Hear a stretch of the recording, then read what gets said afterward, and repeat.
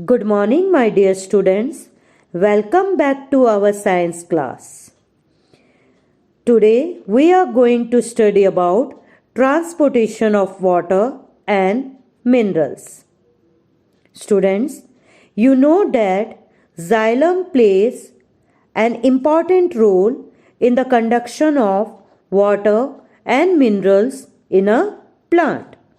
But do you know which process is responsible for the uptake of water and minerals by the roots from the soil? The answer is osmosis. But what do you mean by osmosis? My dear students, osmosis is the process by which the molecules of a solvent pass through a semi-permeable membrane from a less concentrated solution to a more concentrated solution. Remember students, semi-permeable membrane is a membrane that allows only certain molecules to pass through them easily. Now let us understand how roots take up water and minerals from the soil through the process of osmosis.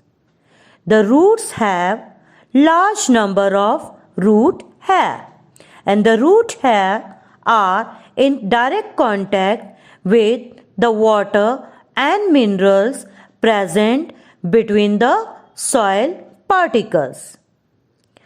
The concentration of water molecules is higher outside the root hair than inside them, and this difference in the concentration leads to the movement of water molecules from the soil into the root hair by osmosis.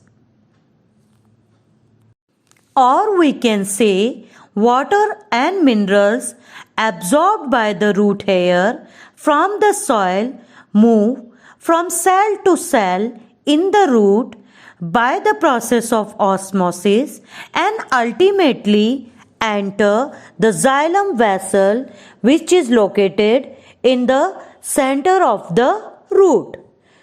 And this upward movement of water and minerals is called ascent of sap. Remember students, the absorption of water and minerals is a continuous process. Plants continuously lose water in the form of water vapor from their aerial parts such as leaves and stem, and the loss of water from the aerial parts of a plant in the form of water vapor is known as transpiration. The evaporation of water from the leaves produces a suction pull which pulls the water from roots upwards to a great heights due to transpiration. That's all in this video. In our next video, we will study about the concept of transpiration in more detail. Thank you.